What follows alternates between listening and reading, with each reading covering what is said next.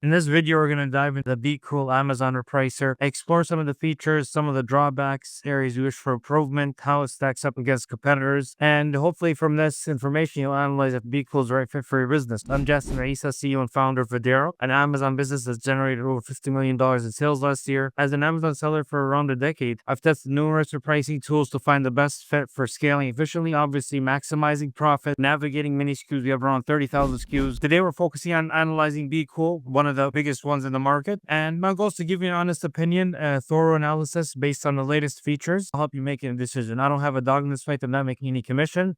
So it's 100% just my honest feedback on it. So I'll start with the biggest strengths that we see for BQool. The first one is the inventory management tools. It can rate inventory. It's actually enhanced this recently as well with age buckets. So it gives you a very nice analysis and dashboard for the inventory, how old it is. Like if you have excess inventory, storage fees, which is very great, all quantities such as inbound, reserve. So it gives you a pretty thorough analysis of your inventory, what stage it's in, is it on the way, is it old, are you going to get charge storage fees. We like that a lot. Integration features. The second thing is, I would say, is integration features. Been around the market a lot. It's widely adapted. So there's a lot of people obviously using it. So with that being said, their integration is great. So they have Inventory Lab. They have many tools that they integrate with. And that's one of the things that we obviously found seamless with them.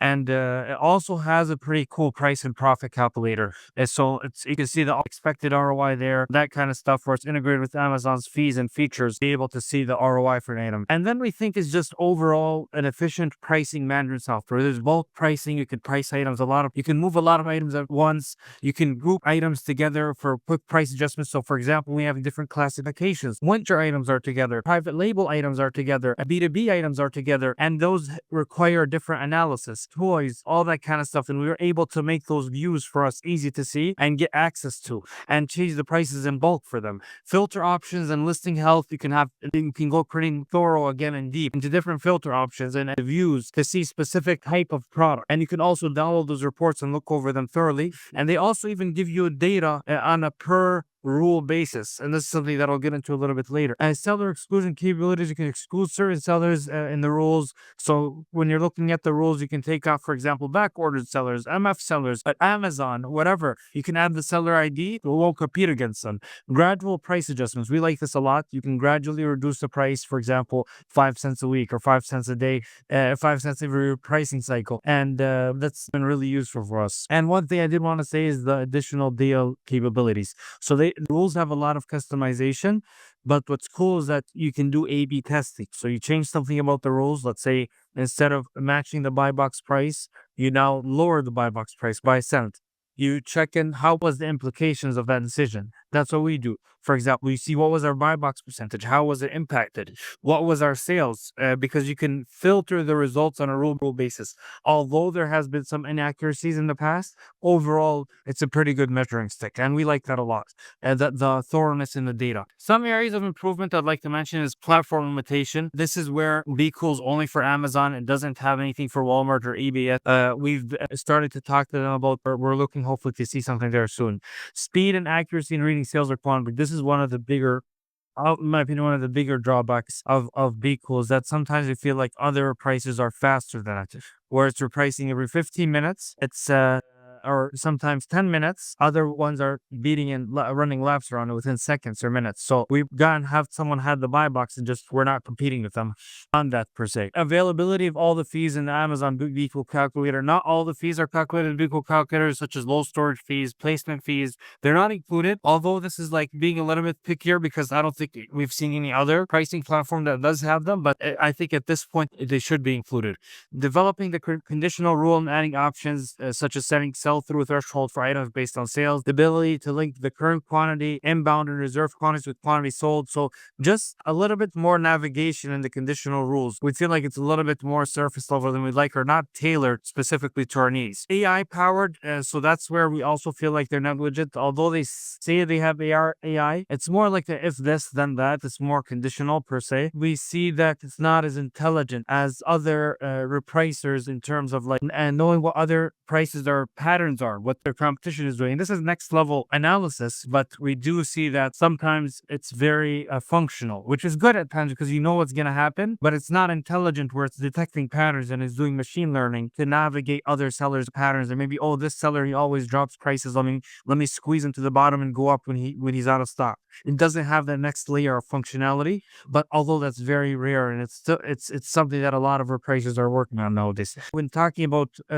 platforms and other options, it's adding a rule for B2B pricing. So Amazon has business pricing or private label. It doesn't do anything for private label or business pricing, and where other competitors do have that option. And the flexibility of securing the buy box fluctuations within a range, making it challenging to consistently win the buy box. And this is part of the speed. Other sellers are faster than us. They know our patterns. They can get the buy box when we're still waiting in the background. And then we're not aware of their latest update. Some of the advanced customization, setting specific prices, adjustments for different season or promotional periods. So let's say we want to do this for Christmas products. They give us the view amazing, as I mentioned earlier, but they don't give us the ability to make rules or specifications for that. So that's one of the things that hopefully we're going to see moving forward. Who do we see BQool is the best fit for? Actually, this is the Repricer we use. We've been using them for around 6-7 years now. I'm very close to the owners. Like I said, I don't make any commission bonus for you signing up with them, but there's who we see it as the best fit for. We see it as a good options for RA OE sellers in general. They have a lot of rules customized for us. It has very good training and resources. Their customer support is fairly good, actually. They get back to sometimes they give more generic responses that I'd like, but usually you can push escalations and get more SMEs on the line. If your primary focus is Amazon, you're starting up, you don't maybe have a lot of items don't need business pricing, you don't have private label products, then it's obviously a good fit as well. It's very good for RA and OA set in general. It knows how to navigate other sellers. You can make it. You can also, if you're fairly advanced in Amazon and understand what a featured offer work, how other sellers move, how much out of stock, suppressed listings, you can make custom rules for custom situations because the rules in BQool offer you a lot of options. It's not like 6 or 7 things. It's 4 or 5 pages of options that you can have. So where you can customize a lot of things and come up with your ideal situation, ideal resolution for a specific situation. It's an excellent choice, like for sellers who value efficient pricing process.